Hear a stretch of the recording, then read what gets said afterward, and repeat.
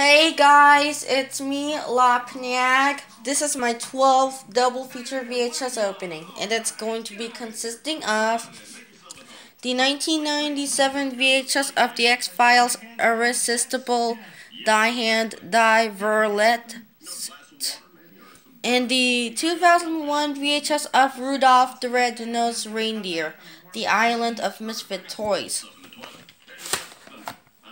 First up, for the 1997 VHS of The X-Files, Irresistible, Die Hand, Die Verletzt. Here's the opening for the 1997 VHS of The X-Files, Irresistible, Die Hand, Die Verletzt.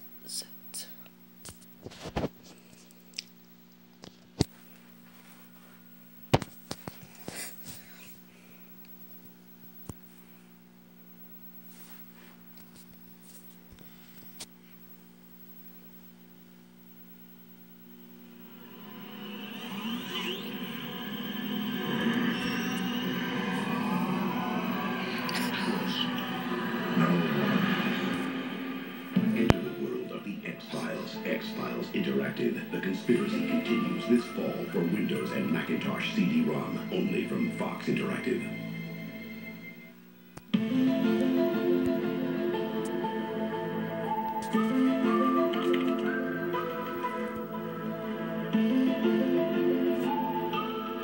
This is one of my favorite episodes because it really, in a way, gave me the idea for the next series that I did, Millennium. It was a show that was successful because it was really, really scary. Well, with a character like Donnie Pfaster, you've got a chance to sort of pull out all the stops and make him as creepy as possible. So this is a man who roots around strangers' garbage cans for hairballs. The idea that he liked to shampoo his victim's hair was just sort of wonderfully creepy. You need a shampoo for chemically treated hair. It oozed a kind of creepy arrogance. There are reports of people who had been in the power of Jeffrey Dahmer who actually claimed that he shapeshifted during those hours when they were held hostage, that his image actually changed, and I think that was a really frightening thought. The question of the existence of evil is an important part of the story, and it had the face of evil, which is what Scully's subjective points of view represented. You'll see in the episode several faces that are a sort of amalgam of her idea of evil, and that's really what helped to inform this episode and this character as I was writing it, and ended up being a nice visual as well.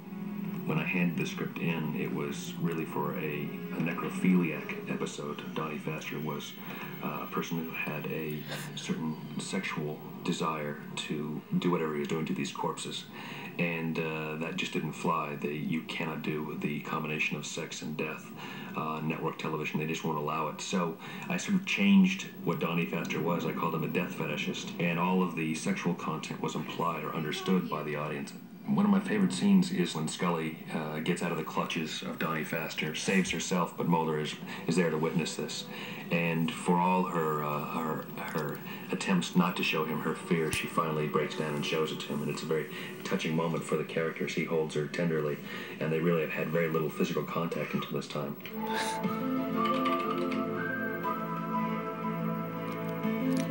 This is one of those wonderful episodes that starts out almost comedically.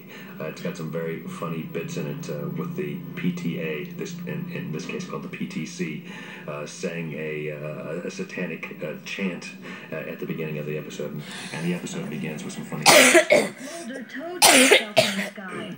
The parachutes didn't open. Some things that we wouldn't get to do in normal X-Files episodes. And then all of a sudden it takes a very dark turn when we start to learn of the memories of the young girl, of satanic ritual and worship, and of possibly her abuse at the hands of these people.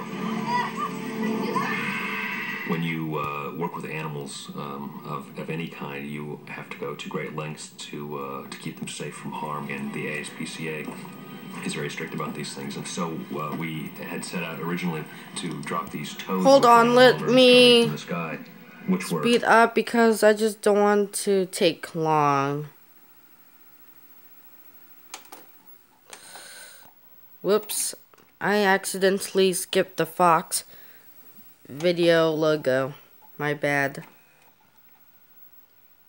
With things that are bigger and badder than you might imagine.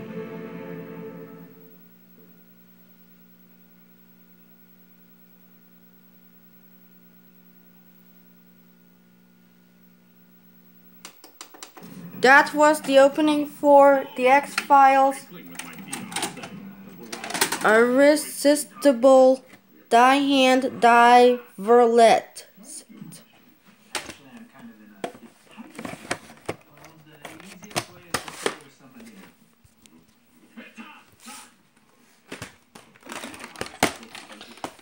Last but not least, for the 2001 VHS of Rudolph the Red-Nosed Reindeer, The Island of Misfit Toys.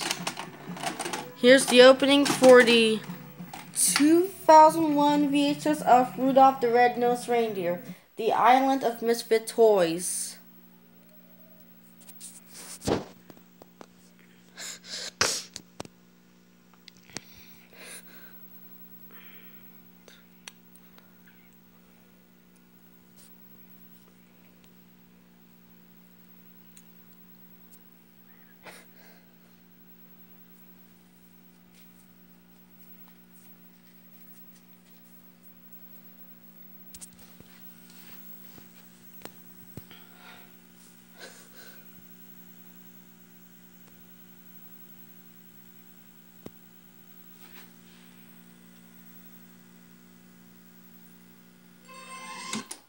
That was the opening for Rudolph the Red-Nosed Reindeer, The Island of Misfit Toys.